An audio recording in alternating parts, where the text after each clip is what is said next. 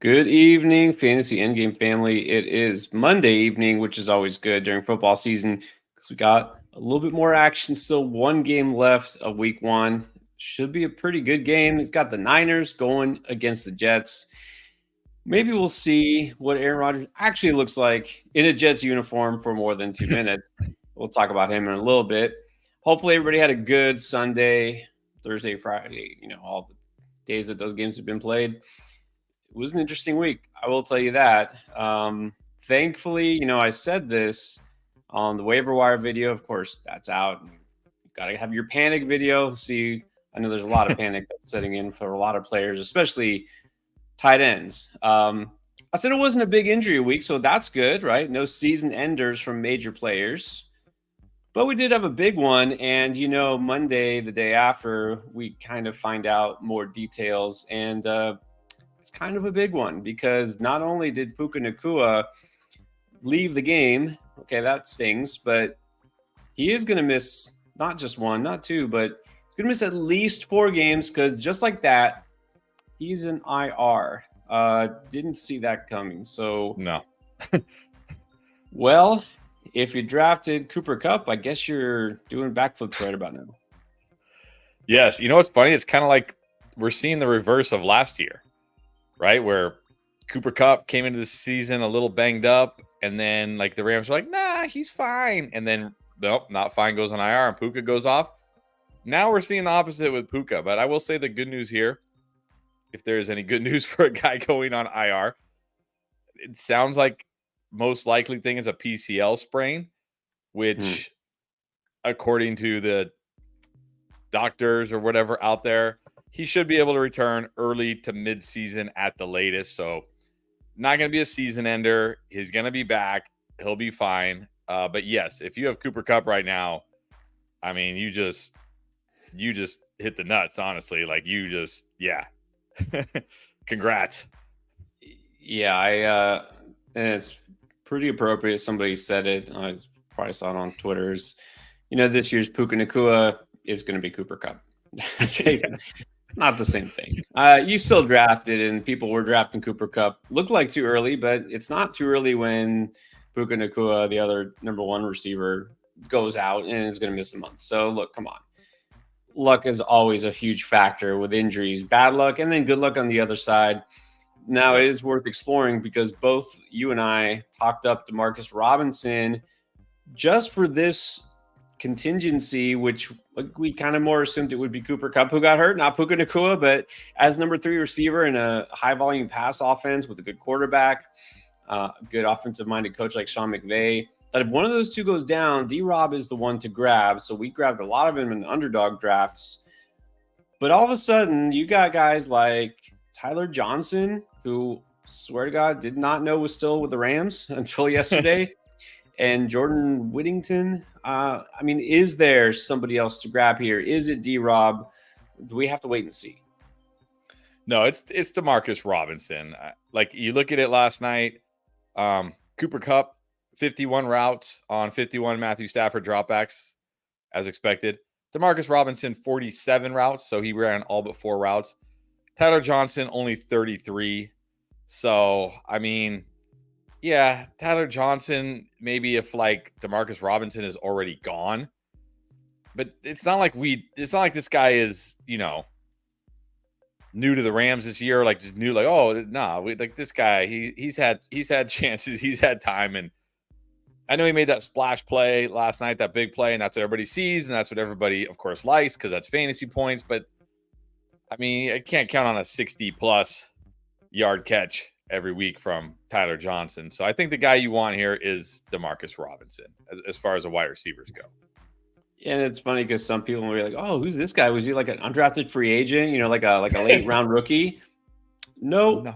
Been in the NFL for, is it 4 seasons already? 5. Just didn't do much. And I remember he was a stud in college, put up huge numbers for the Golden Gophers, but that doesn't matter. All of these guys put up big numbers in college. So, yeah, not going to buy into that.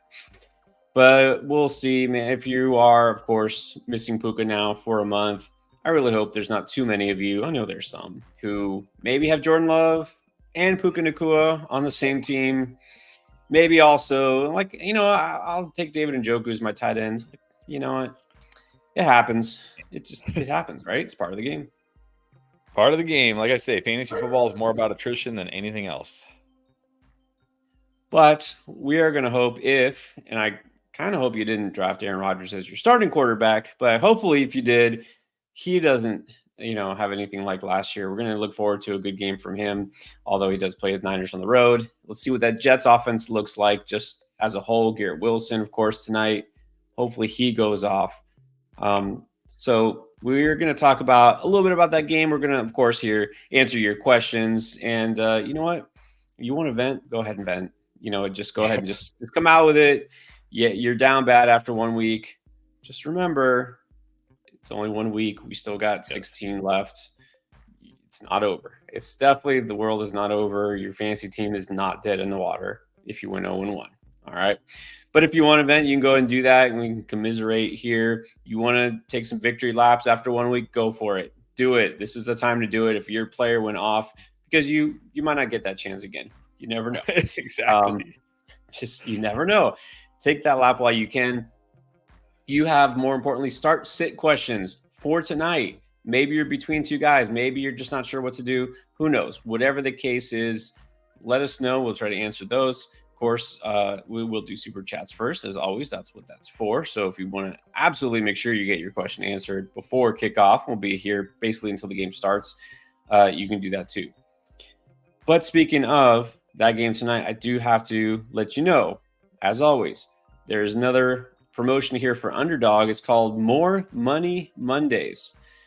That sounds pretty good. Well, it is pretty good. It's a profit boost token. They did this the other day. They did this twice, actually, last week. It was a 20% and a 30%. Well, it's Monday night. They're giving you a chance to earn even more if you want to play on Monday night. This one, correct me if I'm wrong, is basically a 20% boost on whatever picks you put together. Is that right? That's correct. So you put together a pick'em, your pick'em hits, you win 20% more just for having this free boost that they're giving you. And this goes to all customers. You don't have to be a new customer for this one. There you go. There's still plenty of new customer specials as well. But yeah, anybody can get this profit boost token. But look, you want to pick for tonight? Here's a good one. How about Aaron Rodgers actually getting a yard? I'm proud of them for running this back, because you remember last year they did this and it didn't turn out too well because Aaron Rodgers didn't get a yard. And No. You didn't think it was possible to lose this pick, but they were actually really good. And again, this is why we love Underdog. They refunded that one because, it's supposed to be a freebie. I don't know. I would still take the higher in this one. I'm feeling good. I think he gets a yard. So if you're a new customer, if you still haven't tried Underdog, you're not sure, well, check it out. Just use code ENDGAME when you sign up. Use that promo code ENDGAME. You get that free pick of Aaron Rodgers, go higher than half a yard. You get the deposit match of 50% up to $1,000 in bonus cash. Get some free money to play with. And then, of course, that free pick. And then you can use that profit boost token. And then there's even more. Just check it out if you haven't already. It's still a great time to try Underdog. But wait, there's more. We are also doing a little giveaway of our own. We've done this in the past. So first of all, a lot of you have asked, we got this question just the other day on the live stream. Where do I get some Endgame swag? Chris was rocking the Fantasy Football Endgame t-shirt right there. You want one? You want to rep that you're part of the community? Of course, a lot of you guys are playing in leagues with us. You've been, we've heard you say over the last couple of weeks, been watching you since the beginning, been with you a couple of years, help you win championships. All right, so you want to show that you're part of the Endgame community? Well, you can get, of course, a t-shirt always. You can get it from Bear Clothing. That's bearclothing.org. But for tonight, it's week 1. Let's do a giveaway. We're going to give away a free Endgame shirt. But there's a catch. One lucky viewer will get a free shirt. Here's the trick. You're going to have to be the one who comes closest. How many passing yards will Aaron Rodgers get tonight against the 49ers? So if you want a chance at that, go ahead right now, drop it in the chat. Give us a number. How many passing yards? Chris, not to sway the people, where you think he goes for a big game? And I feel like he's going to get at least 1 yard. I don't think it's a big game, but where would you go? I was thinking about that. I was like, I wonder if anybody will guess 0 again. Will we get any 0 guesses? And be correct like last year. I think he'll be okay. I don't know if I would guess. I think he can definitely go over half a yard, though. I think he can get over half a yard. All right. Don't want to give away your secrets. I see. All right. I won't say either. I want this to be an organic guess. Yes. All of you put your number. I want it to be yours. So think about that. How many passing yards? Just passing. Not that he's going to run for much anyways. Probably not at all. How many passing yards will Aaron Rodgers get on Monday night in a couple hours against the 49ers? Put your guess in the chat. Whoever gets the closest gets that free shirt, courtesy of Bear Clothing. Shout out to Corey. So there you go. We'll go back and check. You still have a little less than 2 hours to nail that one. All right, but we also need to get to your questions. So yes, let's start. And let's start. I feel like we should start with something Puka related. All right. Why not? Why not? Okay. Well, here's a good one. I think this is a good one. And we'll get to the first super chats. Carl. What's up, Carl? Talk me off a cliff. Okay. It is, first of all, it's week 1. That should be enough. Yeah. Marvin Harrison, Drake London, and Raheem Mostert. And yes, actually, we didn't really talk about that. We don't know the severity here, but Etienne and Mostert, apparently both in the injury report. They played Thursday night. Jeff Wilson is now back. What are you doing here? Well, I don't think there's really a ledge to be talked off for Mostert. I mean, yeah, it was very disappointing because I did tell a lot of people, I was like, hey, start Mostert. He's got touchdown upside. And then you too. Barely one more carry than Jeff Wilson. I didn't see that happening. But look, if I have Mostert, I'm like, okay, oh well. I drafted Mostert fairly late. Doesn't look like it's going to be anything close to last year. I mean, maybe, but I'll just bench Mostert. Now, Marvin Harrison and London's a different story. London, you got to just bank on the fact that Kirk Cousins will get better and will be better, and the offense will be better. Like, you just have to bank on that because we've seen Kirk Cousins pretty much throughout his whole career be much better than he was on Sunday. Look, it's a good Steelers defense. First game in the new system. Hasn't played football in like almost a year. So, okay, I'm going to chalk that one up to like, okay, Cousins, rusty, new system. They're not gelling. London will be okay. Marvin Harrison's a bit of a strange one. He was out there like 90-something% of the snaps. It wasn't like he wasn't out there. It wasn't like they weren't using him. He just, I don't know, wasn't getting targets. But I got to think that's going to change. He's too good of a player. They didn't draft him with a number 4 pick to have Kyler Murray just throw the ball at Greg Dortch for 3 yards, all game long, and Trey McBride for 5 yards all game long. So, okay, not the starts you wanted here, but it will get better for sure. It should get better. I mean, definitely. It's just 1 week, and if anybody's gonna give you that positive mojo, it's our guy. Rise above anything. Right. You can definitely rise above an 0-1 start. It's just week 1. I'll say this right now. I haven't even checked my scores yet because I don't even have time. I don't even have time to check my scores. I usually start horrible in fantasy football. No joke. I usually start horrible in fantasy football. But then I still end up winning. Like, not every league. I don't win every league, but I still end up winning multiple championships by the end. Because really, like, I once heard somebody say something, and I think it's really true. It's really true. Most players, outside of like the Tyreek Hills, the guys who are good almost every single week, they're going to get hot for some point over the season. Some guys will get hot in the beginning, some guys will get hot in the middle, and some guys will get hot in the end. So all these players right now that everybody thinks they have a league winner on their hands because they drafted whoever, they're going to cool off, and then by the end of the season, they're going to be like, oh, this guy isn't even good anymore. So, yeah, just trust that that your players are good and that they'll get going eventually. I mean, you asked me what I'd rather have the team that's hot in the beginning or the end. It's the obvious answer. I Yeah, almost feel better if my guys underachieve early on. right. If my guys are all hitting in week one, I'm like, okay, what's going to happen? Regression. Yeah, So, anyways, yeah. be patient. Be patient. But this, I think, is a legit question. Now, of course, you did the panic video. Drake London is, you know, pretty much cover boy. Not that there weren't several, but are we good with Drake London? I mean, I will say of all like the major busts, and look, the majority of them were at wide receiver because passing was horrible in week one. The average yards per game passing across the entire league in week one was 185 yards. Like passing was horrible in week one, almost across the board in the NFL. So when your QB throws for 160 yards, what do you like? What are you expecting? Like what are you going to get? You're not going to get anything. So, or you're not going to get much. But I will say what the thing that maybe makes me a little bit more worried about Drake London than say like, I mean, obviously Amon-Ra St. Brown or even like DK Metcalf or even Chris Olave is we've yet to see Drake London do it. Now, a lot of that's not his own fault, but at least like with guys like Olave, like I'm like, okay, that game was weird. They had 30 points halfway through the second quarter and they just like they just stopped playing basically, right? And then they rested everybody. So I might be a little more worried about Drake London than everybody else kind of on that list, but at the same time, I'm banking on the talent and the Kirk Cousins getting better. And we just got some huge news. Christian McCaffrey is out tonight. Wow. Out completely. Completely. Okay.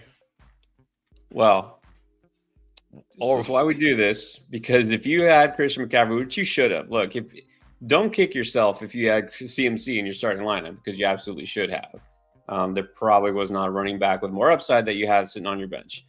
If you have Jordan Mason, of course, that's just there's no just you just do it, right? You just put Jordan Mason in. You don't have another option.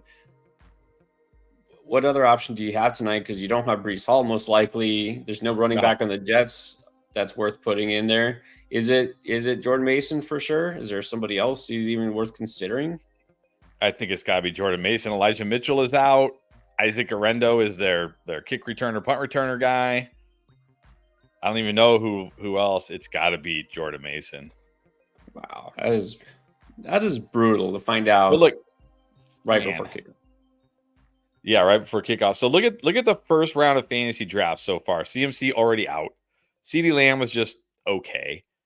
Amon-Ra St. Brown was horrible. Bijan was okay.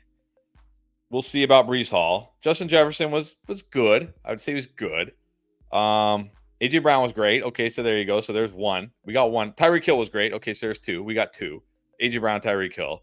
Jahmyr Gibbs was good. Okay, so there's three. But he wasn't even always a first rounder. I don't even know. Puka Nacua already hurt. Marvin Harrison was sometimes a first rounder. It was terrible. We'll see about Garrett Wilson tonight. Like, yeah. What a start. What a start. Oh my gosh. This guy is falling everywhere. But look, there will be better days ahead. Unless you have a legitimate reason to worry about that specific player. Like some of them, there are reasons. With London, just real quick, I'll say I'm not worried about him or even the new coaching staff. I got to worry that Kirk Cousins, all he did the entire game was sit back there in the pocket and shotgun. And they tried to make him move as little as possible. And he didn't even want to move, like even in the pocket. So I got to wonder, is he not 100% on that leg? Because remember, he suffered a season-ending injury last year.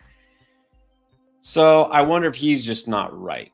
That's my concern. But we'll see. Let's get to some super chats here as we catch up. Jason Quinones. What's up, Jason? Got Mahomes, Barkley, Achane, St. Brown, Cup, Dell, Kelsey, Aaron Jones, and the Bears nabbed the victory. Very nice. You did have, I mean, that's impressive because you did have some busts there, but I think Barkley and Cup pretty much carried you. Yes. Yeah, well, Barkley, the highest scorer so far, and Cup up there, so definitely. So good and for the Bears now. defense. Cup remain wide receiver 1 all season? Possibly. No, I mean, no. But at the same time, I'm not going to tell you to get rid of Cup because for however long Puka is out, Cup is going to be an absolute monster. So just ride with Cup. He'll be fine when Puka comes back. I mean, certainly when Puka comes back, I mean, like Cup is never getting 21 targets again. Even in his historic season, he never got 21 targets. That was just craziness last night. And what was lost in that game was how unbelievable Matthew Stafford was, by the way. Nobody talking about how insane Matthew Stafford was last night. 2 starting tackles gone, just out there slinging it. But he's going to be very good. It's going to be a must start every week the Puka's out. So just roll with him. Just roll with him. No, I mean, obviously, this is tricky. You have guys on both ends of the spectrum. There's no reason, no justifiable way you could trade even Cup if I'm worried he'll get hurt. Oh, come on. You can't trade Barkley or Cup because that would be pretty dumb. And there's no reason to trade St. Brown or Kelsey because, they had a bad game. Dell will be better. No, you're good.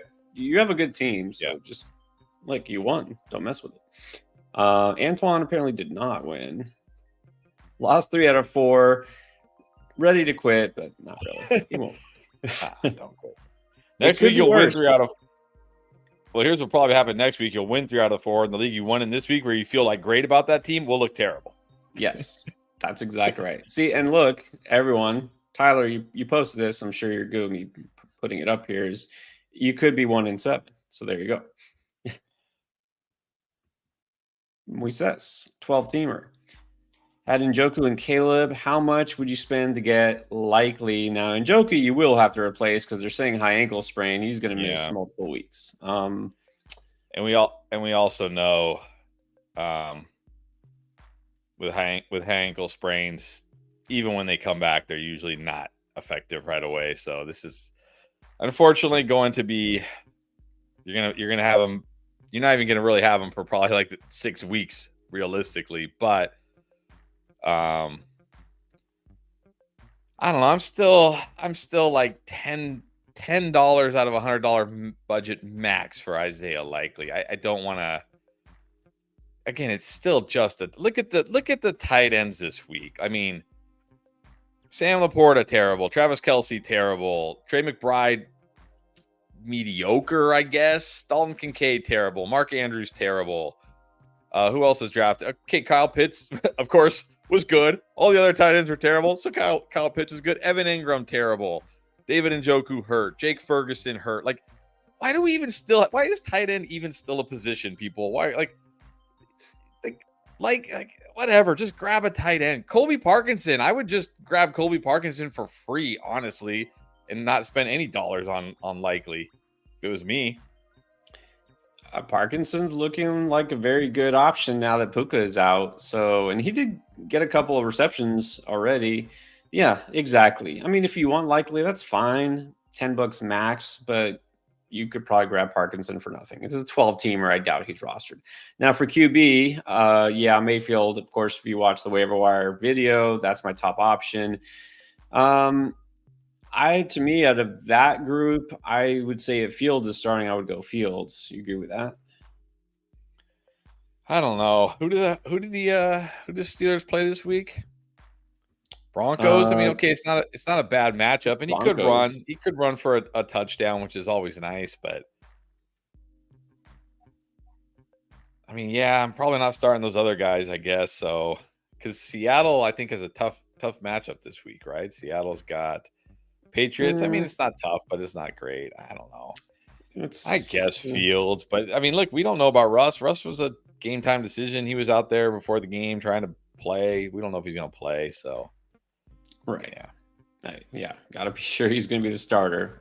If so, I mean, you're looking for upside. Fields is the one for me. So we'll see. Don't spend up too much on any of these guys at either position. So Juice 420. I guess we can answer this question already. Do you think CMC can get 27 points for?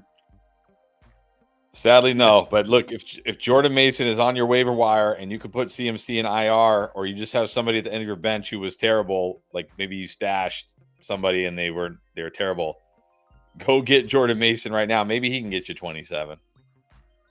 hey, it's worth a shot. Definitely worth it. I mean, who knows if this thing, I really hope not, but could linger, right? If he's already out for week one, You know, he I'll can't change do my it. tune. I mean, I was pretty much like, yeah, CMC 101, fine for most of the offseason. But the last couple of weeks, you remember I was saying, like, I'm going Tyreek or CeeDee Lamb. I'm It's true.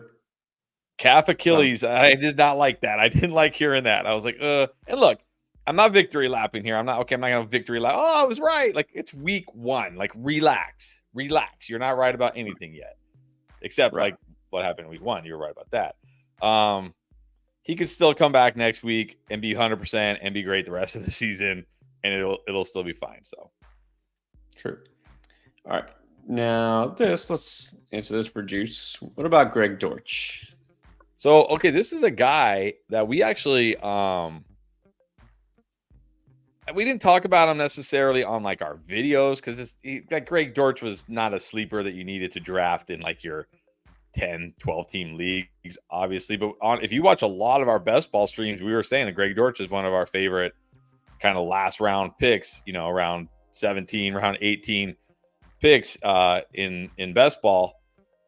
So of course I can't sit here and now say like, oh no, I'm not in on Greg Dortch. But also, for as good as Greg Dortch was, 6 catches for 47 yards, a whopping 7 yards per reception. I mean, this is a guy that is floor only, right? Like, yeah, sure, he probably won't. I mean, he could kill you, but like, you're never gonna feel like, oh, Greg Dortch was great this week, like unless he randomly scores a touchdown, and then you'll probably feel like, okay, he was good this week.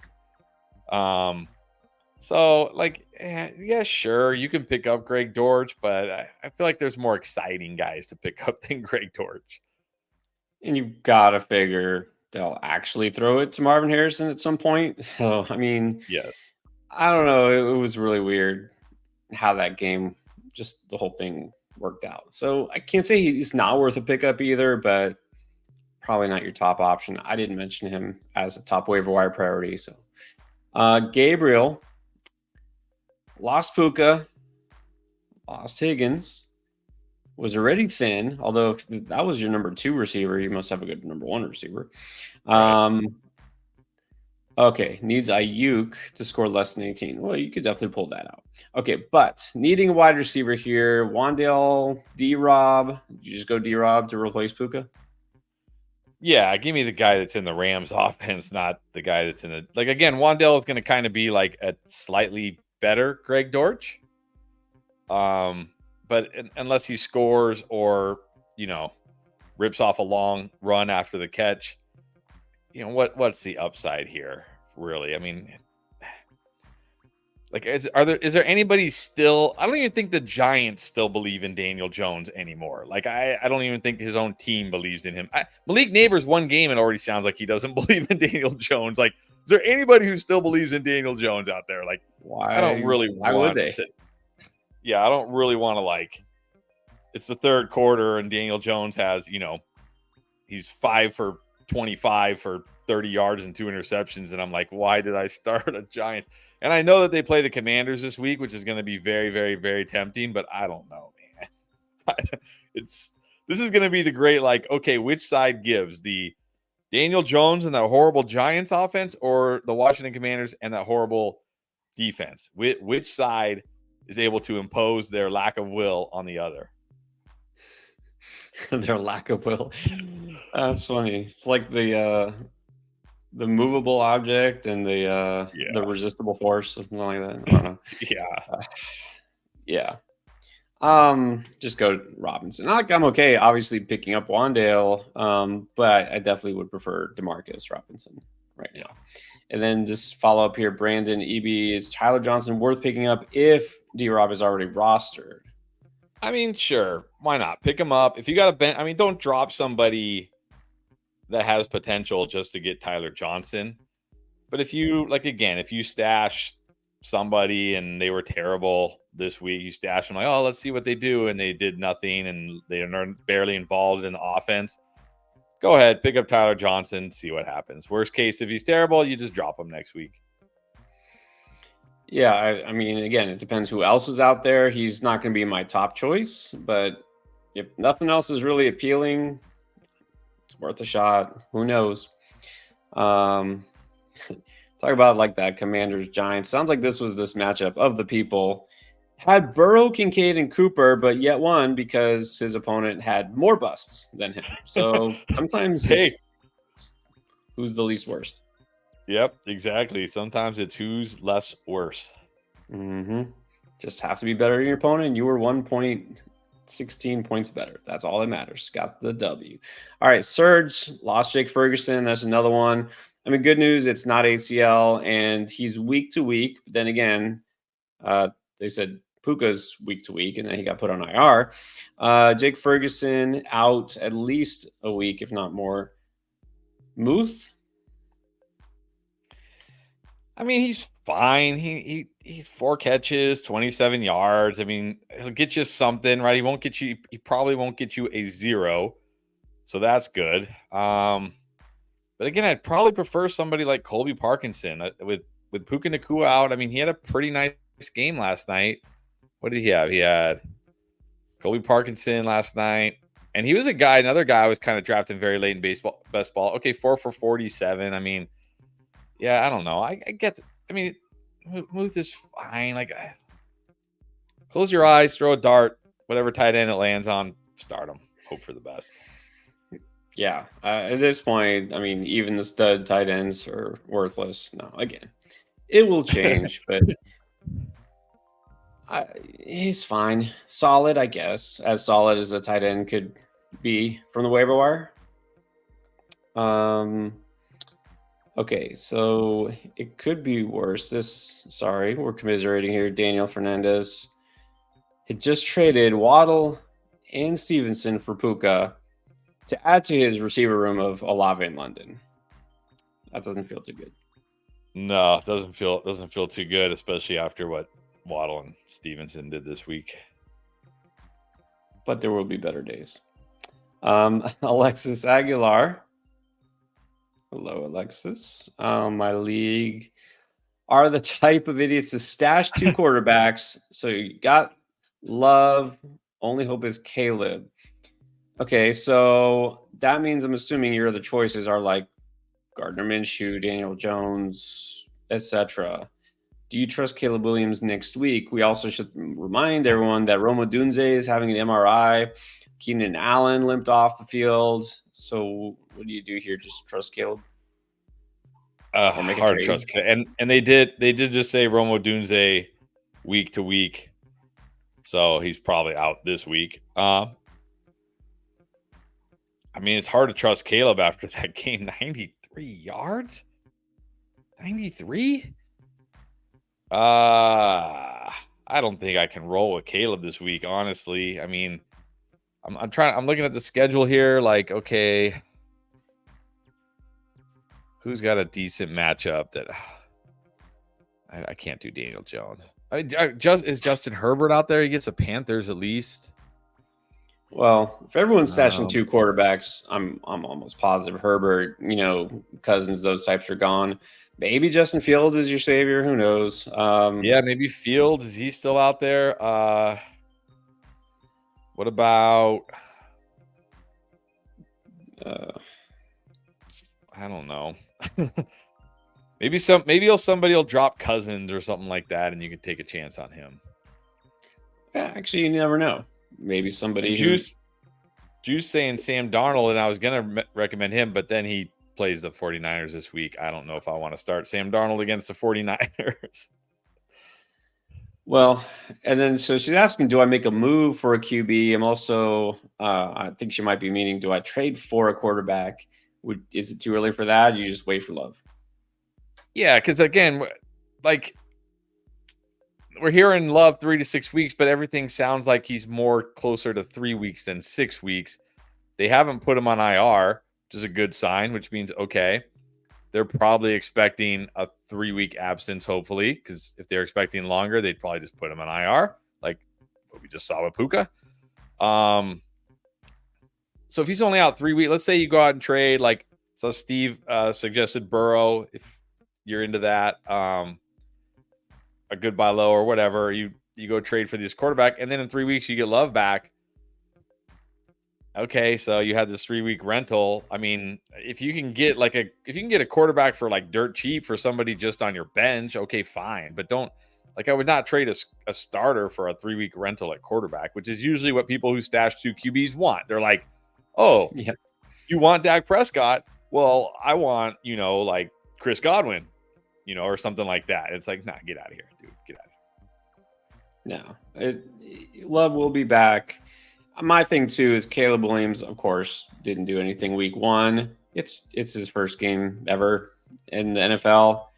I know the receiving core is banged up. I don't want to start Caleb Williams this week, but you drafted him because you feel good about him, obviously. Give it a week. I mean, if you can roll out a guy like Fields this week, just to get you by, I think that's fine. And then next week you go with Caleb if he looks any better. I wouldn't trade for a quarterback right now. Elmer, in shambles.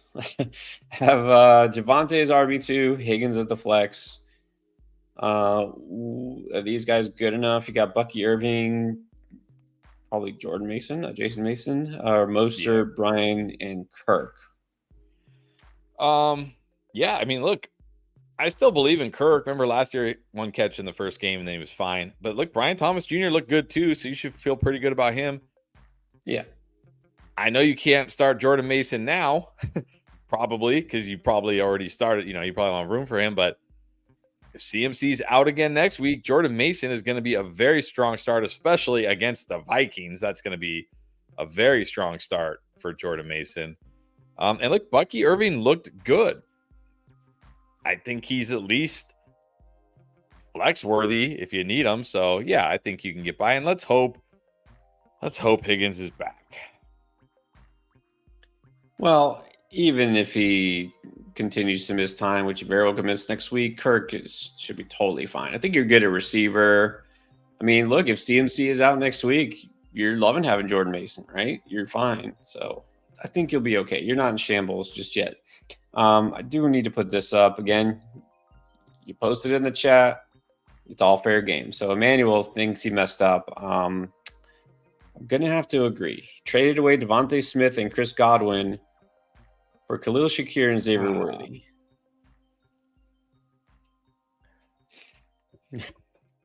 I don't even know what to say. Slight mess up. Slight is not the word. Worthy did have a nice week 1, but yeah, I wouldn't do that. But what's done is done.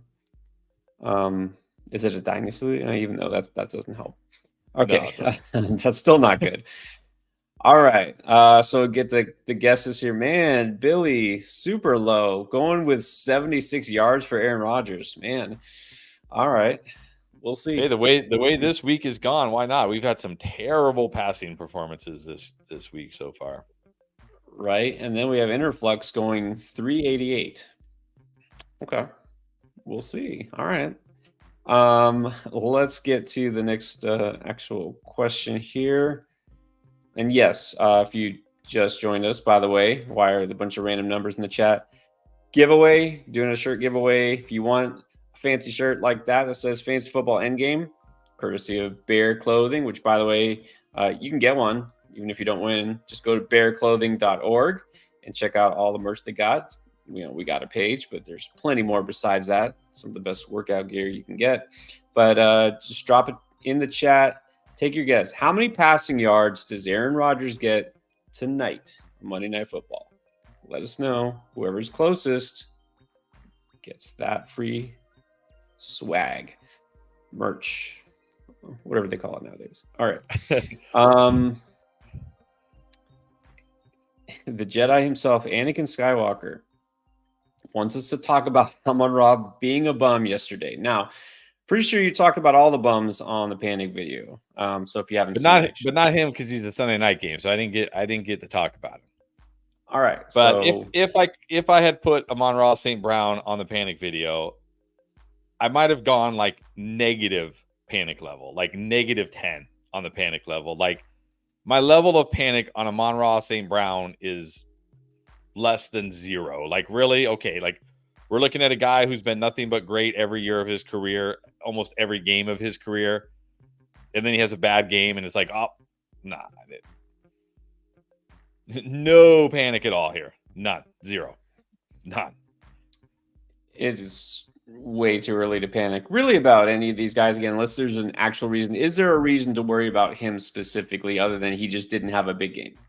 No. And it's kind of like, to some extent, I feel like, the whole Mark Andrews thing, like, oh no, Isaiah Likely's passing. Are we really saying, oh, well, Jameson Williams is the number one receiver there now? Like, really? No. And I was all about Jameson Williams. You know this, I said, I'm drafting him in. It's happening, and it is happening. It doesn't mean that Amon-Ra St. Brown is all of a sudden not happening. Okay? There's room to coexist. Now, I'll tell you the guy I'm slightly more worried about would be Laporta. Just don't think he's going to replicate last season, but it's a different thing.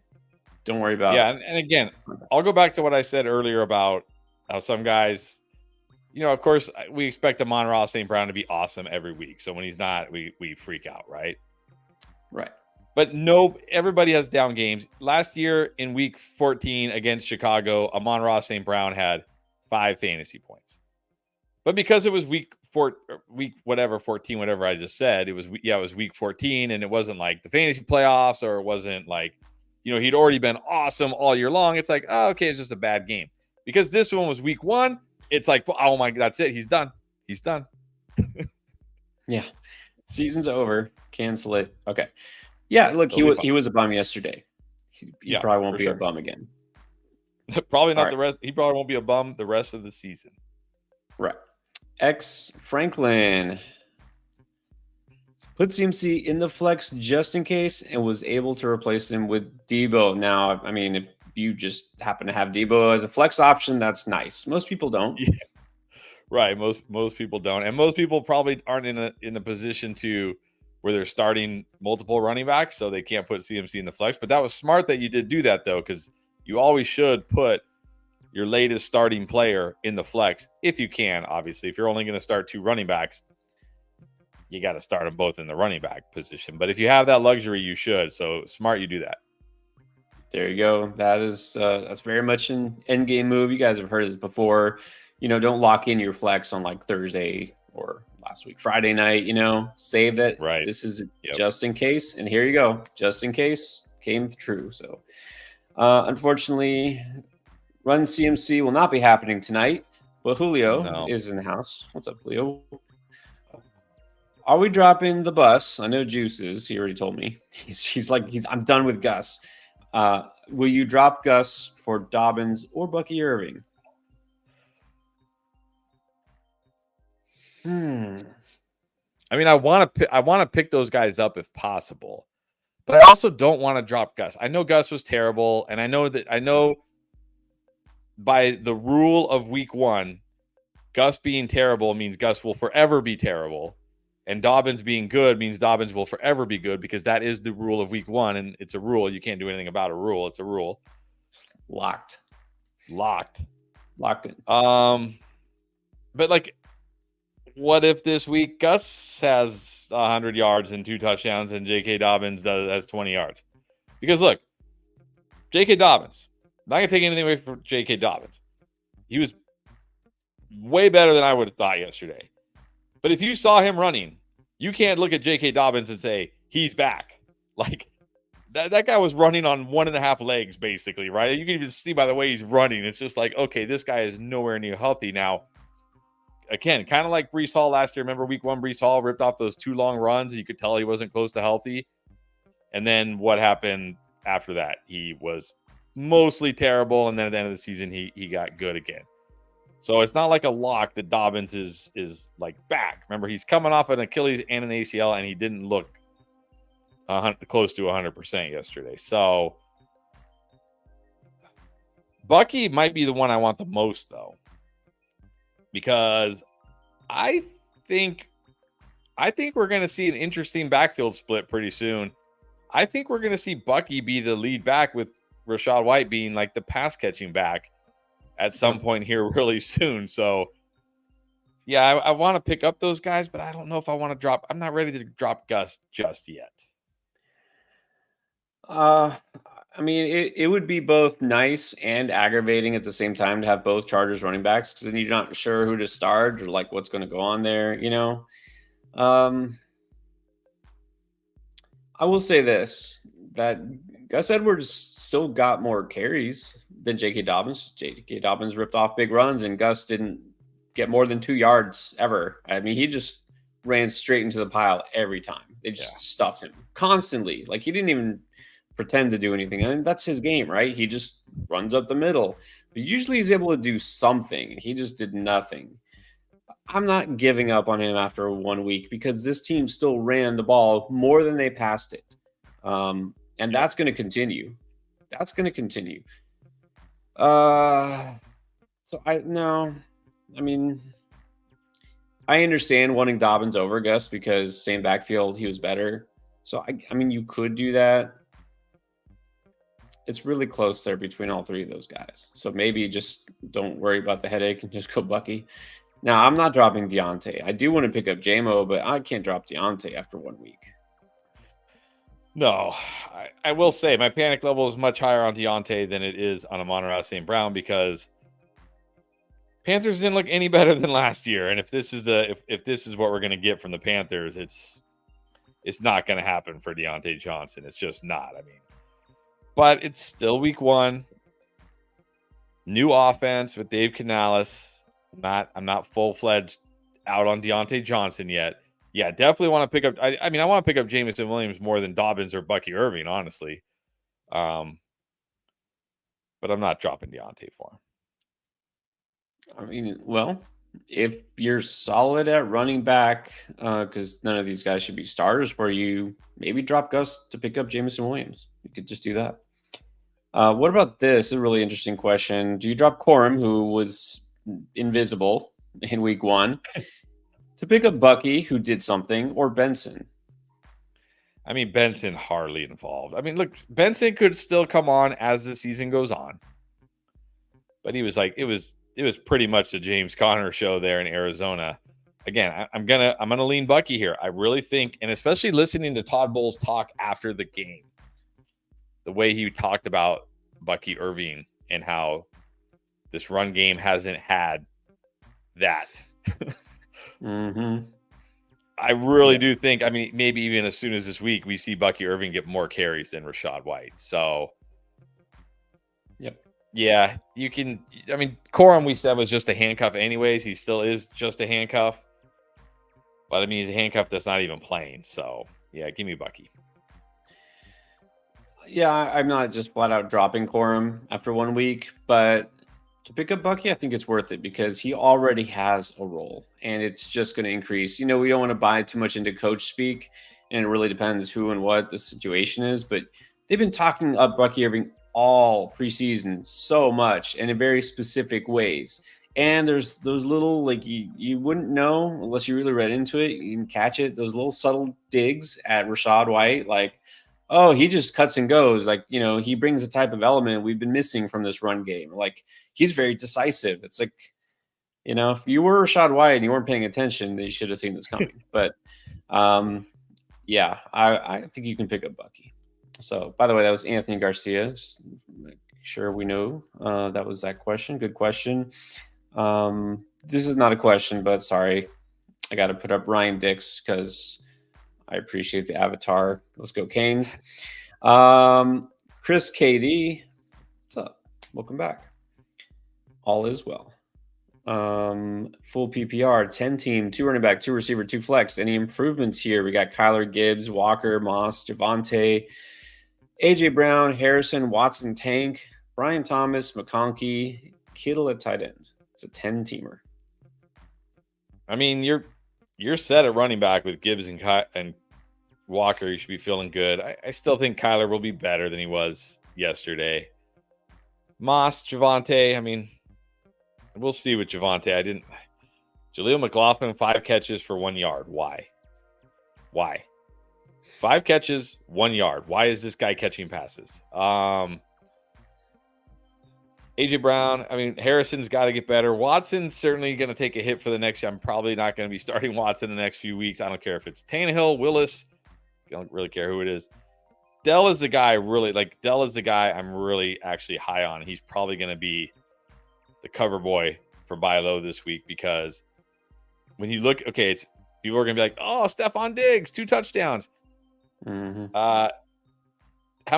Do you know how many air yards Stephon Diggs had in that game? Not offhand, but it's probably like 50 something. Oh, you are wrong by about 5x. 9 Air yards? air yards. Dell was 100 something. Nico was 100 something. Diggs was 9. So might not be a bad time to cash out your Stephon Diggs shares if you got them. But I think Dell is going to be. I think it's Nico and Dell. It's Nico and Dell. Those are the guys you're going to want. So I still really like Dell. Brian Thomas looked good. I know McConkey scored, but I wouldn't say he looked good. And also that passing offense is. You got Kittle. I don't really see anything any moves to make here. I think you're fine. I mean, when Marvin Harrison gets going, you're going to be more than fine. Yeah, I mean, the unfortunate thing is it might take Harrison a couple weeks to really get involved enough to make you happy. And then, of course, Watson, probably has no value in a 10-teamer, very little. You don't want to start him. Let's just say that for the next couple of weeks. I think Tank Dell will be fine also. So, yeah, you're solid. I don't know that this is a team that screams championship in a 10-teamer right now, but you should get better as the season goes on. So it's a solid 8. But I don't think you have to shake anything up. It's too early for that. Drone Force, would you trade JSN or McBride? Underachievers here from week 1. Busts. Both of them. Total bust. Both of them total bust, and I'm going to go with McBride. I was not encouraged. It's only week 1, but I was not encouraged by the fact that Tyler Lockett, once again, outproduced JSN. Yep. DK Metcalf I get because he had Patrick Surtain, so okay, fine, he had Patrick Surtain. But JSN not outproducing Tyler Lockett, who is probably not even 100%, not a good sign. I'll just take McBride here. Give me McBride. I would take McBride in a vacuum anyways. I would just take him the elite tight end versus, at best, if he has a really good season, he's still a number 2 receiver for fantasy. And at this point, maybe looking more like a number 3, if that. So I would definitely do it to get McBride. I was pretty discouraged by Seattle. I mean, they won. Now, Kenneth Walker, yes, all good. Great. Wonderful. Passing game, not so much. No. And I really don't think DK Metcalf is going to have a very good week this coming week in week 2 as well on the road against Patriots because they get Christian Gonzalez look really good in week 1. DK is probably going to get a lot of him. Maybe JSN is better, but yeah, I was expecting more. I know it's still week 1, but let's see. Trone's got that membership. Joe just got the membership. Thank you, Joe. Appreciate it. And if you do have a question, we'll definitely put it up. And then Zymalik, always here. This is a 12-man half PPR league. Would you trade Pat Mahomes for Derrick Henry if you got Stafford as your backup? I mean, I'm really high on Patrick Mahomes still. I know he didn't have a great week 1 for fantasy. He was good, of course. Man, I don't know. Do I want to downgrade all the way to Stafford? Because you got Saquon. Aaron Jones looked really good. But I mean, how many games are we getting from Aaron Jones this year? Well, yeah, healthy for now. But that's the thing with Stafford. Kind of bad timing since he just lost Puka Nacua for 4 weeks. Right. If Puka was healthy in this offensive line, Matt Stafford was doing this behind a very suspect offensive line last night. I mean, he was under pressure the whole game. So, man, I mean, almost always I'm going to say take Derrick Henry and just take the running back and play Stafford or whatever. But Puka out, that offensive line. You got Saquon, you got Aaron Jones, you got Singletary might actually be good this week because it's Commanders. But I don't know. In this case, I might hold Mahomes.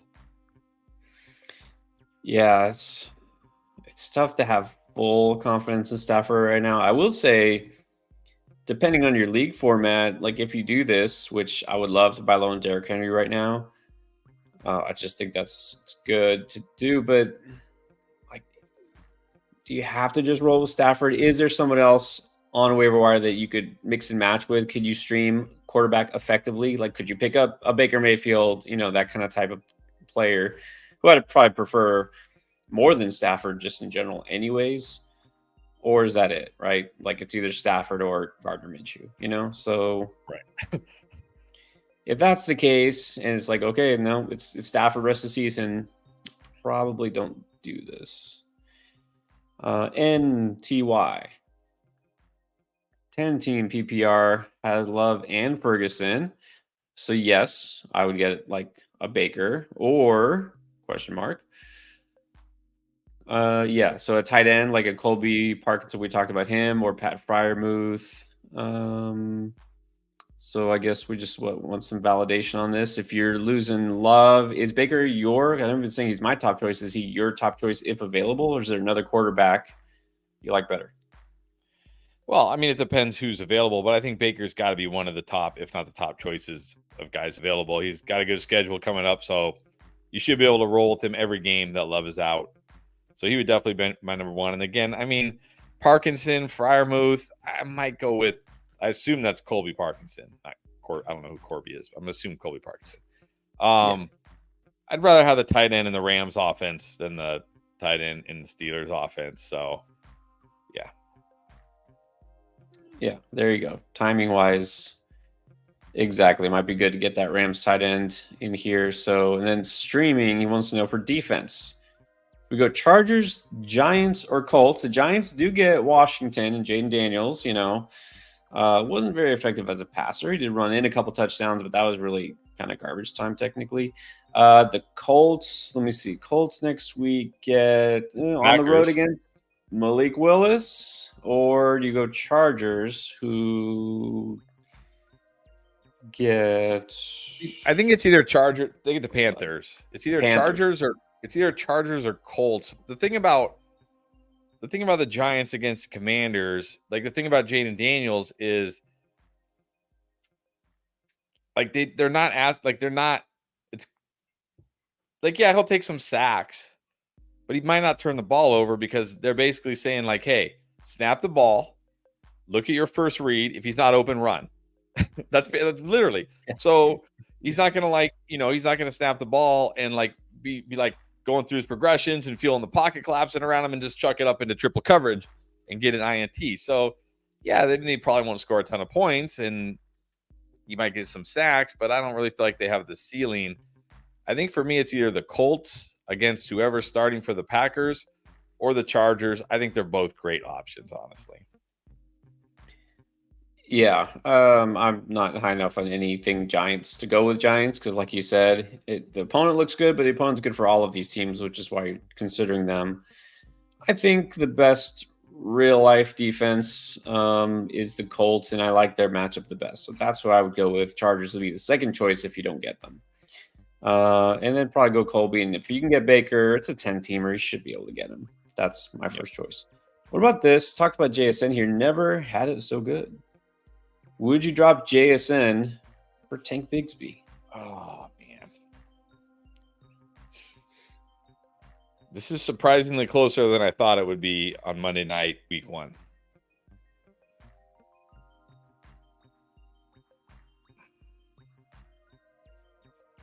I would hate to just give somebody JSN. But at the same time, I want Tank. Tank got just as many carries as Etienne. Now, he didn't catch any passes, and he's probably not going to catch passes because it feels like every time they threw it to him last year, he deflected it to the other team. But he was good running the football. I don't see why they would stop giving him the ball. But I don't know if I want to drop JSN just yet. I don't want to just gift somebody JSN. Here, have JSN, and then at some point JSN does start breaking out. So is there somebody else you can drop for Bigsby? Yeah, I'm not giving up on JSN after 1 week. This seems like a big overreaction here. So no, I'm definitely not doing this. And my question is, if you pick up Tank, which of course I advocated for, you're probably going to want to drop a running back that you wouldn't use that you feel like he's more valuable than. And if you can look and you have 4 or 5 running backs, you're like, no, I wouldn't like Tank Bigsby over any of these. Well, then you really don't need him. You know what I mean? Like if your running back room ends with like Jaleel McLaughlin or, Austin Eckler, who fine, he did something, but come on. Rico Dowdle, I don't want to give up on him just yet, but maybe one of those guys, but I'm not dropping Jason. I don't even want to get into the whole Cowboys running back thing. I don't. Okay, let's keep going here, which as a catch up, by the way, if you drop the super chat, we're going to definitely get to those first and then get to some more. I've been trying to get a lot of these. Oh, like here you go. Would you drop Rico Dowdle for Bucky Irving? Sadly, I think I do. I feel better that Bucky will have a bigger role in this offense. I mean, yeah, the carries were pretty close, but I mean, Zeke got the goal line carry, and that's probably going to be the case. So what is Dowdle's upside really? Like he gets work between the 20s, he catches some passes. Give me Bucky. Just give me Bucky.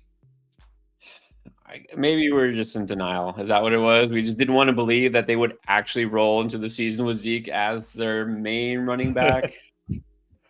That's exactly what they did. Hey, and they won big. Sure. So validation for Jerry Jones. Right. Because Zeke led them to victory. Zeke factor. What do you have? Like you're like 30 yards or something like that? 30, yeah. I just don't want any part of this backfield right now. Like Yes. Zeke in a touchdown only league or a non PPR league, maybe, but that's it. Right. Yeah, you definitely don't have to hold on to Rico Dowdle. All right, Austin J. Now that CMC's out, stuck with Mason. Well, I mean, a lot of people would be thrilled to have Mason if they had to put CMC on their bench right now. But how do you think he does? I think he'll do fine. I think he'll do pretty well. I mean, I'm not expecting a 1-to-1 CMC replacement, but I think he'll be good enough. I mean, not good enough to replace CMC, but like, he won't kill you. He can churn out 70-something yards on the ground. He'll probably catch a couple of passes. Chance for a touchdown. I mean, definitely startable. So, I mean, if you actually have Mason and you're going to have to swap out CMC, again, you're lucky because a lot of people don't have anybody that they can swap out last minute. So, yeah, go with Mason. Andrew Gill. All right, a dynasty question. Now, here's an interesting one. Are you trading T. Higgins away, just getting rid of that headache, for Jaden Reed in Dynasty? Yeah, why not? Why not? Jaden Reed's younger. He's been good. Why not? Give me Jaden Reed in Dynasty, definitely. And it doesn't sound like T. Higgins. I mean, there's a chance he's still a Bengal next year, but there's a good chance he isn't. Of course, now I don't even know if that's a good thing or not. Like, do we really want him to still be in Cincinnati with Joe Burrow? It doesn't seem like that's like. Just saying. I am so done with Cincinnati. Anyways, sure, I would take Jaden Reed. Lil Isaiah down 30, but got Brees. Okay, are you going Mason or Ayuk? I'm going Mason. I've been talking about Ayuk. Probably going to be on limited snaps. Going to get Sauce Gardner. Just give me Mason. Yeah, exactly. We've been worried about Ayuk. Mason now getting all the touches in the backfield. Go Mason, which, by the way, I did look it up because I actually was curious. Eli Mitchell on IR. Garendo, like you said, is just kind of like the special teamer. Apparently, they have Patrick Taylor, the former Packer. He's their RB2 tonight. So, yeah, go Jordan Mason. This is a good question here from Juice. If we're off on Watson, which understandably should be off of Packers receivers for a while, is Dontavian Wicks, who caught exactly 0 balls in week 1, droppable? Yeah, I think he's droppable. No one's going to go pick up Dontavian Wicks. If there's somebody better to grab on the waivers, drop him and pick somebody else up. Yeah. Yeah, definitely droppable. I mean, if he couldn't do anything already, what is he going to do? He is technically the number 4 receiver there as it is. So even without an injury, he probably wasn't going to have much value.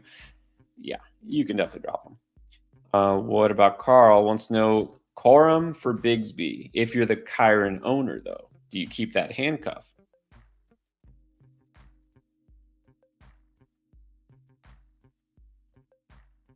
I don't know, because I mean, okay. I mean, I do believe like he's a rookie. He was making his first, NFL game. I think we could see him become the number 2 at some point, but what if he's not? What if it's Ronnie Rivers? Because remember that quote when they announced that Kyron was going to be punt return, everybody freaked out. He didn't just say like we like Blake Corum if needed. He said we like Blake Corum and Ronnie Rivers if needed. Like we like both of them. So if Kyron gets hurt, is it even going to be Corum or is it going to be Ronnie Rivers? So I feel very strongly that if Travis Etienne gets hurt, Tank Bigsby is going to get most or all of the work in that backfield. So just give me the guy that's getting touches right now that I know would be the guy. Give me Bigsby, even if I have Kyron. Yeah, my feeling is this is kind of what we've seen with McVay. We won't see Corum really until midseason, where he actually gets some sort of noticeable action. Which means, I mean, if you can afford to stash him, sure, that's fine. But if you want somebody who could actually help you right here, right now, go with Tank. And again, probably nobody's running out to get Corum since you're the one who has Kyron. I would still like to have Corum if I'm a Kyron owner. But right now, I would still say go Bigsby. And Humberto Juarez. Okay. This is interesting. You trading for CMC when he's sitting tonight. He said he got offered CMC for Achane and Ramondre Stevenson. Well, if normally I'd probably say I will just take Achane and Stevenson because Achane looked great and Stevenson looked great. I'm not going to sit here and say like, okay, Stevenson's going to do this every week. He's still on the Patriots, but I feel pretty good. Achane can do this every week he's healthy or come close to this every week he's healthy. The issue is Achane dealing with an ankle injury. There are some reports from those online doctors that they think it might be a ankle sprain based on his toe getting caught in the turf based on what they're seeing on like the replay. So you might just be trading or is he getting CMC? It says got offered CMC. I think that's what he's saying. He's like, I know he's not playing, but I think it's worth it. Like, he would get CMC. Okay, so yeah, then in that case, I might think because look, we might get a report like Achane might be out this week, and then it might be like, yeah, he's going to miss multiple weeks with an ankle injury or something, and you didn't really even lose anything with Achane there. So yeah, I'll gamble on CMC being back and healthy at some point here soon. I mean, I know he was questionable, but it's still pretty surprising. This is a last minute, pretty much scratch, right? So I don't think it can be that serious. I think it's worth it. Yeah, I mean, I think it's worth it. I know Stevenson just had a nice game. Of course, Achane's banged up too now. You should have just as much injury concern with Achane. So yeah, I think I would do it. All right. Keep rolling. By the way, we do have, let's say, about 45 minutes till kickoff. We're going to try to answer as many questions as we can. Super chats first, then mix in some others. I do want to remind you also have 45 minutes left if you want to take advantage, because Underdog, of course, rolling out special offers for tonight. And today, right now, it's called More Money Mondays, which sounds very promising, and it's exactly what it sounds like. It's a profit boost. So you get 20% extra added on to whatever you would win from your normal pick'ems. And of course, because the Jets are playing, got to have something on Aaron Rodgers. So new customers, if you sign up right now and you're first time Underdog user and you want to do some picks, you can get the new customer special. It's a free pick. Aaron Rodgers for real this time, going over 1 yard. That's right. 0.5 total yards, take the higher. trust the process. Take that free pick, combine it with any other pick that you want, and then you can also use that profit boost token, more Money Mondays. So all you have to do, go to Underdog, download the app, underdogfantasy.com, and use code ENDGAME when you first sign up. And of course, you still get that bonus cash up to $1,000. They'll match 50% of your deposit. So all of that definitely makes it worthwhile. So if you haven't tried Underdog, it's still a good time to do that. All right, but let's go to Alex Soberon. Question is below, and here it is. All right, so it's a team. Josh Allen, Bijan Robinson, Derrick Henry, Mike Evans, Amari Cooper, Kincaid, McLaurin, Benson, Javonte, Spears, Deontay, Odunze, Sutton. 10-team, half PPR. What do we do here? Moves to make nothing. I mean, this team is mostly good. I mean, there's some guys, yeah, like I'm a little worried for Terry McLaurin. I'm a little worried for Deontay Johnson. I can't lie. But the starting lineup, I mean, Bijan didn't have a huge game, but I mean, he got the usage we want to see again. When Kirk Cousins gets better and this offense gets going, Bijan Robinson is going to smash. Derrick Henry is going to be better. Evans was great. Cooper, I think, will be better. Kincaid will definitely be better. You got Allen. Yeah, I mean, I don't know, because you can't trade Terry McLaurin. You can't trade Deontay Johnson. I mean, probably. I mean, maybe you can. But what are you really going to get? So I think just stay the course. You have a very good team. You have a lot of good players. Don't panic, make a panic move here. No, I mean, obviously frustrating when guys like Cooper and Kincaid and Terry all bust simultaneously, but those are still good players. You drafted them for a reason. You do have a good team, even for a 10-teamer. I think you're fine. So agree. No, I don't think there's much to do right now. I really think at some point Deontay Johnson has got to do something. I know Bryce Young didn't look any better. We've got to have some faith in Dave Canales, right? Right. Yeah, there's still time. It's early. We're going to keep telling ourselves that. Okay, let's do Whitney Webster. Would you add Josh Palmer and drop Curtis Samuel? I don't even know. Look, I will say Curtis Samuel was frustrating because he was a full participant in practice all week, and it sounded like, okay, the toe is not an issue. And then he went out there and ran like hardly any snaps. Like, okay, so the toe is obviously an issue, and you just told us it was fine. But Josh Palmer, like, what are we getting from Josh Palmer? I mean, maybe a touchdown. Like, that's your hope. Like every week, any week you put Josh Palmer in your lineup, you're just like, please find the end zone. Because he's not going to catch 7 or 8 passes in this offense unless they're just getting like blown out and they have to throw, which how often is that going to be the case? So I don't know. I'm probably just holding Curtis Samuel in this case and hoping that as he gets healthier, they'll play him more. Yeah, these guys are very similar. Like you said, I mean, the Palmer will have better days if the Chargers are actually playing from behind and have to pass the ball more. They still can. I mean, Justin Herbert can throw the ball and really don't have that many options. So Palmer might have a higher ceiling. Samuel, I worry about whether he's 100%, like you said. So you can do this, but right now it probably doesn't make a big difference either way, to be honest. If you feel like Palmer has more upside, sure, you could do this. Scott, now this is interesting. Scott Mifsud. How much would you give in a trade to get Mason, if anything?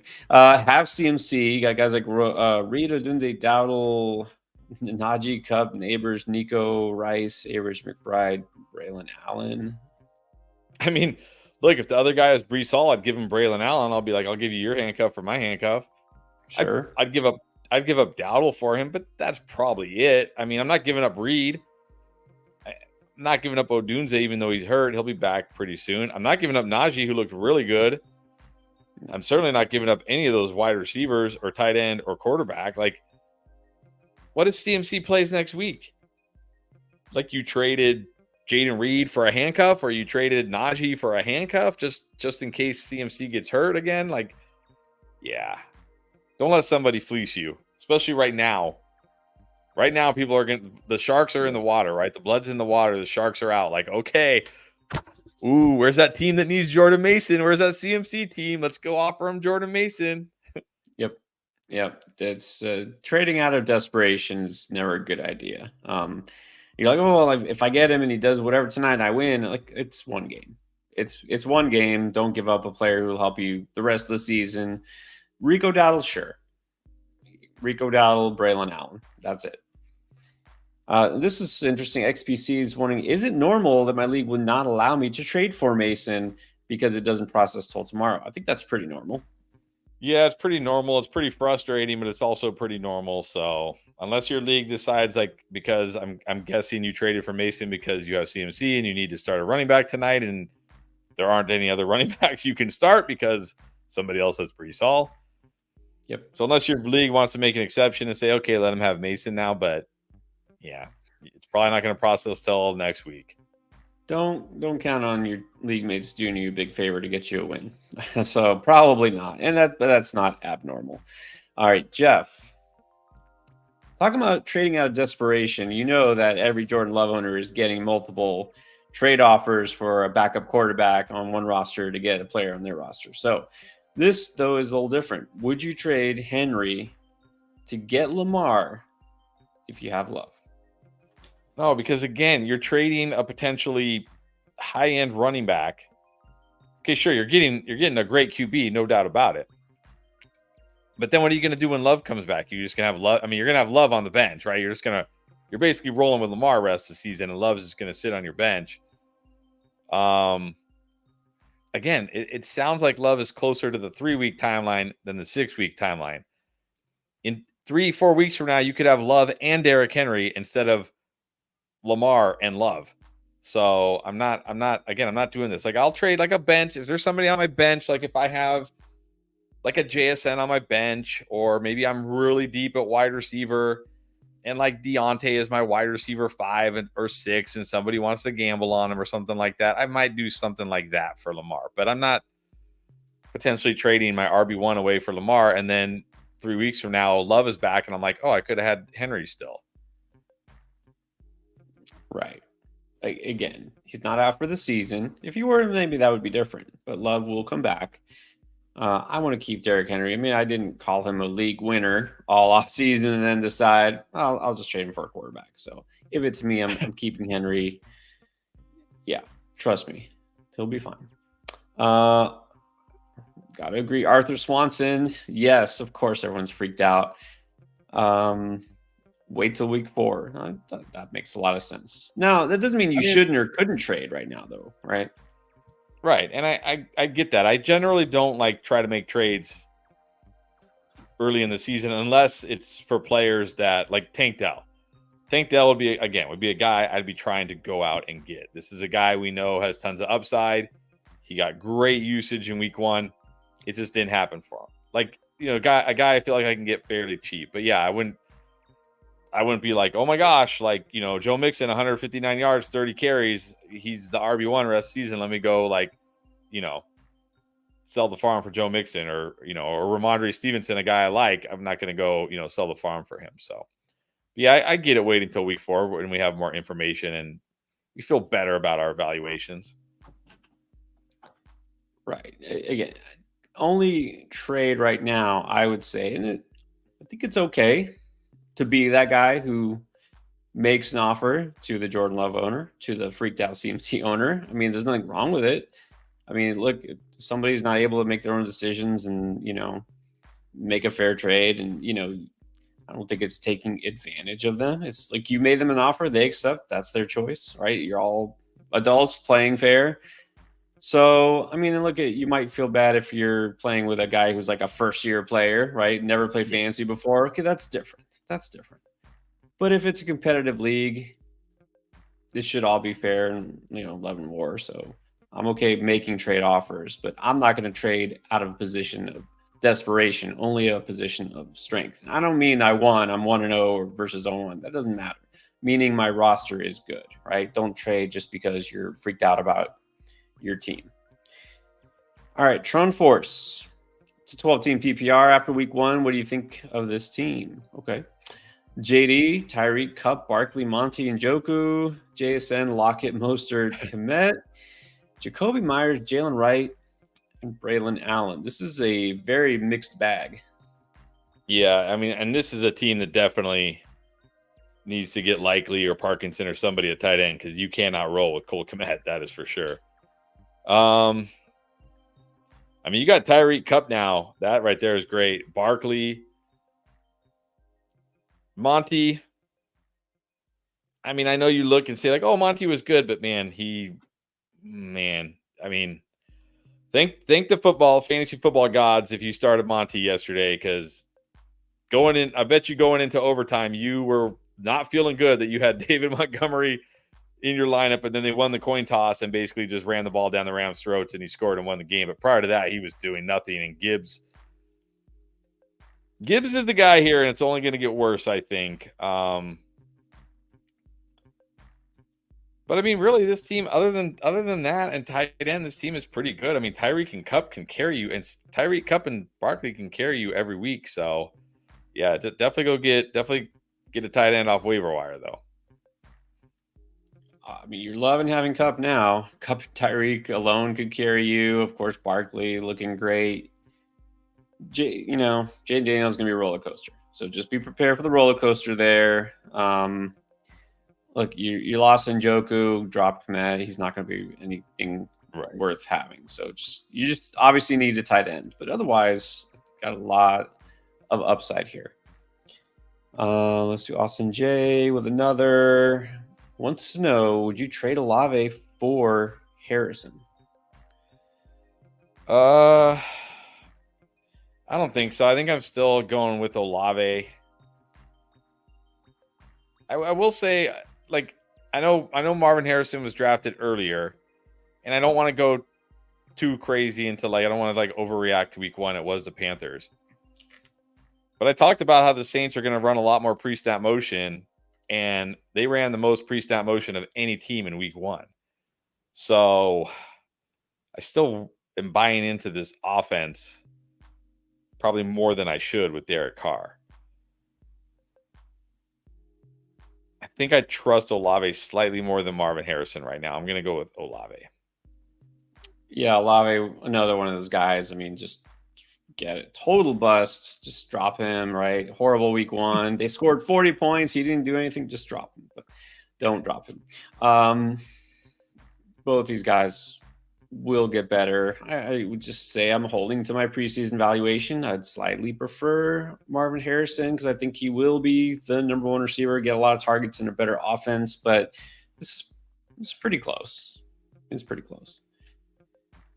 So not great. Okay, he's solid at RB. Well, there you got that going for you. You have good receivers, though. I will say you have good receivers as well. All right, we get to the next super chat. We got a little bit of time left. Chris, I'm going to do something I've not done before, though. I'm going to switch cameras midstream because my daughter needs the webcam. So, okay, while we do this, I'm going to once again advocate for you to sign up for Underdog. Underdog is the place where you can make all your NFL pick'ems. And if you are a new customer, well, you can sign up right now. Get this new customer pick special of Aaron Rodgers just getting half a yard. So this is a very good time to do that. Use code ENDGAME and you get your special pick plus 50% deposit match up to $1,000 in bonus cash. All right. I just thought it was a great time to mention that. Hey. Oh, you look all right. You look a lot different. Yeah. All right. Bobby Brook. How much fab on Calvin Ridley or Jamison Williams? Calvin Ridley's not drafted. That's kind of surprising. Yeah, I mean, if Calvin Ridley isn't drafted, I got to think this is a very shallow league. Have we seen Trent Reznor? What's his name? Yeah, T Resner, whatever. Has he been in the chat today? Not today. Week 1, the Will Levis Calvin Ridley connection did not get off to a good start in week 1, but there is still time. Honestly, I'm taking Jameson. What's that? This is a tough matchup. Tough matchup. I think I'm taking Jameson Williams over Ridley. Like, we've heard nothing but good things about Jameson Williams all off season, and they went out there, got 9 targets. I'm not saying he's going to get 9 targets every week, but I think he's going to be involved in this offense, and I'd rather have a guy involved in the Lions offense and a guy involved in that Titans offense. So as far as how much fab, I mean, Jameson should have been drafted. Ridley should have been drafted. I almost want to say 50, but if these guys weren't drafted, maybe that's an extreme because maybe there's other really good players still out there on the waiver wire and you don't need to drop 50 on them. So maybe 25%. Yeah, it's got to be high. I mean, if your consolation prize is Calvin Ridley, that's not too bad. I mean, he's at least a wide receiver 3 type in most leagues. So, yeah, I think go 25 on Jameson and 24 on Ridley. Again, we're talking percents. It depends on if you have $100, whatever your budget is. It varies. Almost ace. All right, here's a 12-team league. Kyler Bijan, Achane, Olave, Waddle, Flowers, Firemouth, JSN, Gus Spears, Samuel, and Wicks. All right, we have someone else trying to buy low on CMC. Buy the dip, I guess. Achane and Olave. Would you do it? Oh, man. The last one was, what was it? Achane and Stevenson. I think that was a little more palatable. Yeah, this is still a hefty price. I know Olave just look. The person with CMC might not even want this deal because Olave was so bad. And they probably just think like he's a bust. But I think here, I mean, again though, what if we hear like Achane does have a high ankle sprain and now he's out, 4 weeks or something? Right. Now we'll say that I'm scrolling down the chat. We're, not too far behind, but I did notice some Mary Jo. Apparently on Monday Night Countdown, there's a report that seems he's not playing next week either. That's concerning. That is definitely concerning. But at the same time, I mean, again, the 49ers are not playing for week 1 and week 2. So, right. I do think, they're just being cautious with him. But it is concerning. So, I mean, if you're like, hey, I don't want to. But now Achane dealing with this ankle. So it's not like. Yeah. So they're both kind of risky here. I just feel like maybe Achane and Olave is too much for CMC right now, given the circumstances. And even if you're like, okay, well, I wouldn't have been able to play CMC this week anyways. But if you already know you're not getting him next week, I mean, are we sure we're getting him in week 3? No. I think it's too much anyways, just flat out. Too much anyways. You're talking about 2 second-round picks. That's a little too much. All right. And then Cali 3SSX question below. All right. So let's look below. Got Hurts, Cup, JT, Gibbs, Kincaid, Devontae Smith, Kamara as my starters. Okay. Bench, JSN, Swift, Jalen Warren, Xavier Worthy. Would you drop JSN for Demo? Yeah. In this case, I would.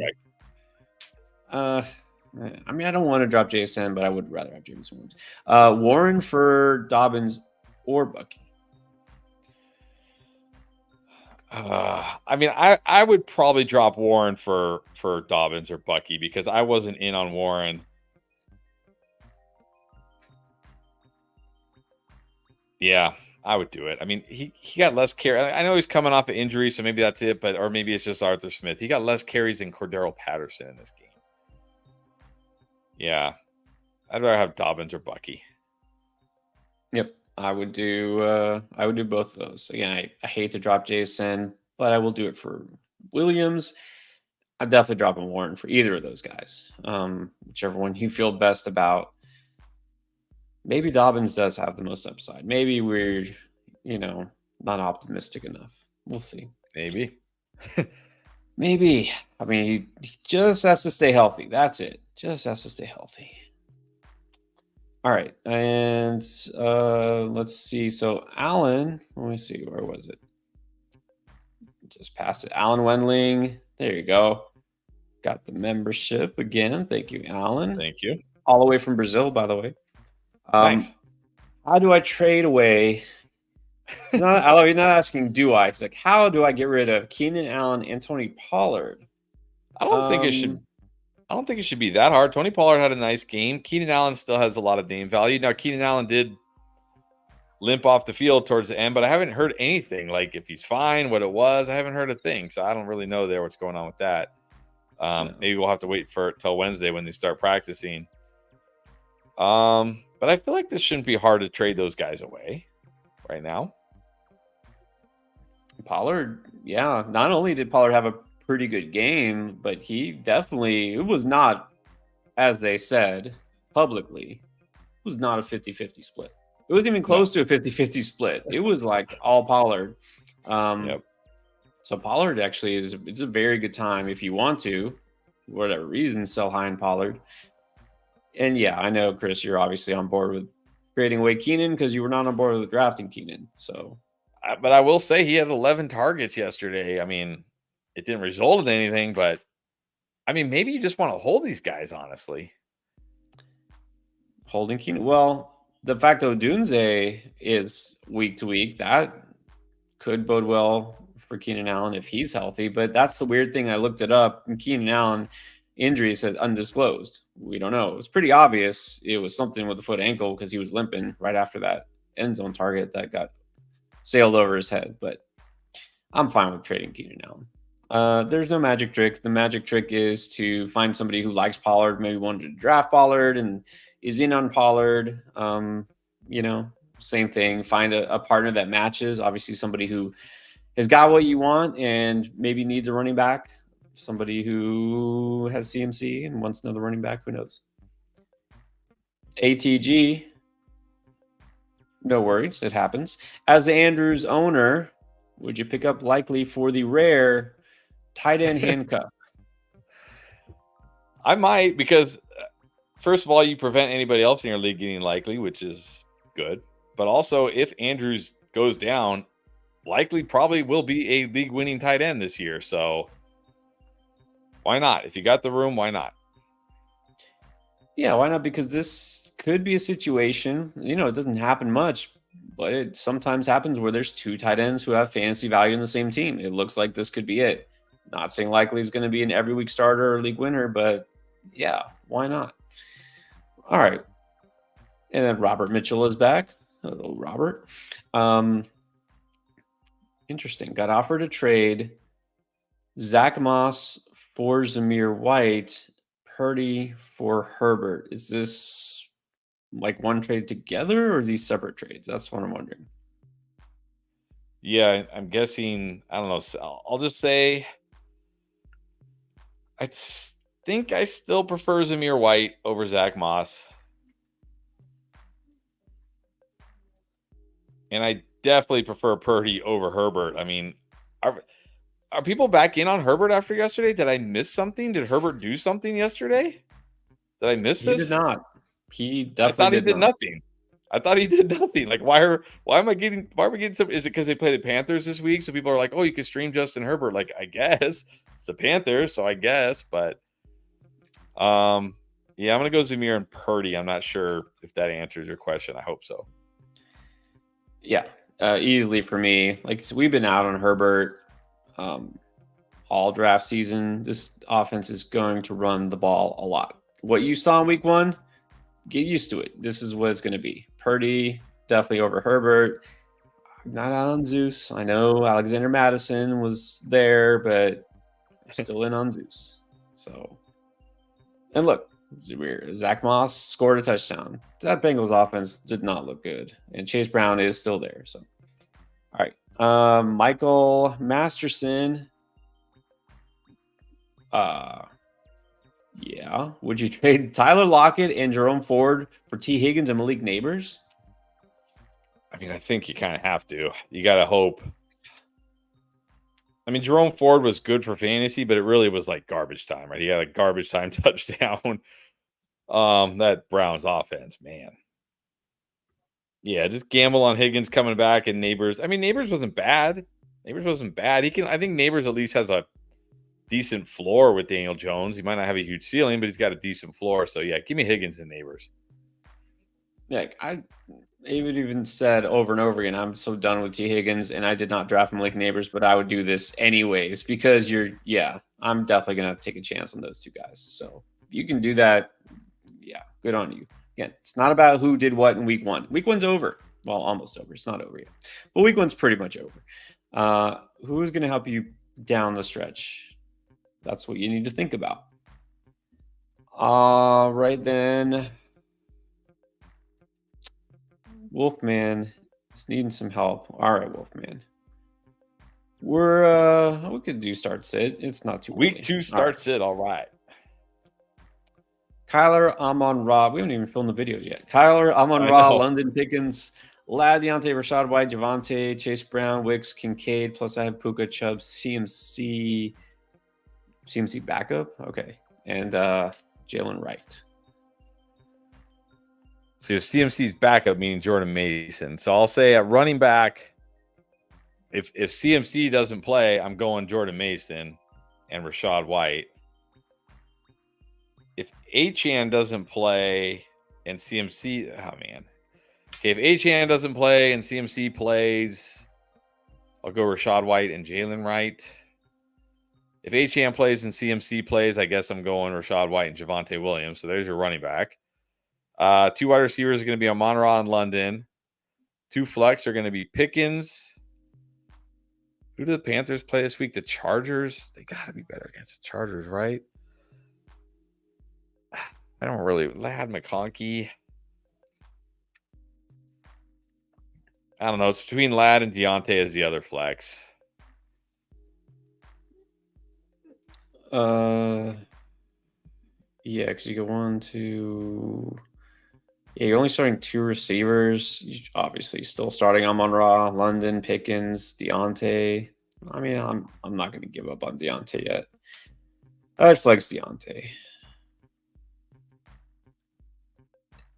And you still start Kincaid. I mean, it's rough losing Puka, but you'll be fine. Okay, but did you die? Well, Gus Bus did not come through. B-Rob did. Who knew J.K. Dobbins was back for real? Yep, that was a big L. Big L for sure. Yeah, I'll take the L on that one. I thought Gus would roll, but who knew? J.K. Dobbins. Bobby Brook, rest of the season. Jaden Reed, Calvin Ridley, Terry McLaurin, Zay Flowers. Okay, I guess let's rank them. I think I'm still going to go Flowers number 1 here. I mean, he was used so heavily in that game. I think better days are ahead for Flowers. I think sadly right now I have to put Jaden Reed number 2. I know it's easy to like freak out, like, oh, Jaden Reed, look what he did. But he had a 30-yard carry for a touchdown and a 70-yard where the Eagles didn't even cover him for a touchdown. It wasn't like he got peppered with targets. I think Reed will be good, but he's gonna be like very up and down. There's gonna be weeks where you're like, why did I start Jaden Reed? There's gonna be weeks where you're like, yes, I started Jaden Reed. I sadly have to put Terry 3rd. I do believe that as the season goes on, Jaden Reed will get better and they'll trust him. I mean, Jaden Daniels will get better and they'll trust him passing the ball more, but very worried right now. And I'm going to put Ridley 4th. I didn't have much hope for Ridley before the season, and nothing that happened in week 1 changed my opinion of that. Right. Right now, I'm still putting Flowers first. I really had thought Terry. I mean, this might change if we see Jaden Daniels develop more and that offense look better. Maybe Terry jumps up past Jaden Reed, and it's close because obviously Reed's not going to have love for a couple of weeks. But I'm still putting Reed 2nd. They can use him in the backfield, slants, short passes, things like that. McLaurin third, Ridley fourth. So pretty much the same. Mike Altawheel, St. Brown, and Andrews for Cup. I'm still going St. Brown here. I'm still taking St. Brown and Andrews. I'm not giving up on St. Brown after one bad game, and Puka will be back. This is one time where I will trade Cup if I can get Amon-Ra St. Brown and Mark Andrews. Yeah, give me that side. Yeah. And again, Mike, I don't know if you got offered this. I'm guessing so. This seems just like a classic reaction trade, right? To week one. Cup went off. That's it. He's the number one player again in fantasy. Oh, St. Brown, Andrews both busts. No. Let's not move off our preseason evaluations too far. Okay, so Allen, still in Brazil. Would you trade Keenan Allen for Tank Dell? Yeah, give me Tank Dell. Give me Tank Dell, definitely. I would do this. Definitely good time to trade away Keenan, I guess, if he has value, and good time to buy low on Tank Dell. John M, trade Connor or Mixon Pollard for CD and Mostert. Either one. Give me CD. I know people are probably thinking CD's a bust too now. Mixon was better than CD. Connor was better than CD. How can you trade those guys for CD? You're crazy. Okay, I'm gonna bank on CD Lamb being the best wide receiver, one of the best wide receivers in football going forward. I'm gonna take CD here. You're getting CD Lamb here. Take CD Lamb and any of those running backs. Trade all three of them. Okay, don't trade all three of them, but yeah. No, don't trade all three. This is a good one. Bammy. Someone's offering Etienne or Ramondre. I know it's probably insane to say take Ramondre, and I don't think I could in good conscience tell you to take Ramondre over Etienne, but man, it is tempting. I'm really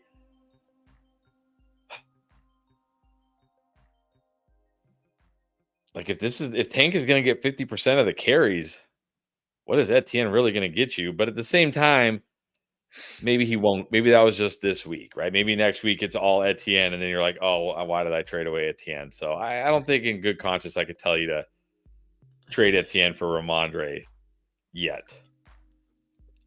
Well, I'm not buying into Etienne. I don't think it's just last week. We heard it all preseason. We're going to get Tank more involved. We're going to get more involved. Guess what? He was just as involved as Etienne. They got the same amount of carries. One of them fumbled at the goal line, and the other was Tank Bigsby.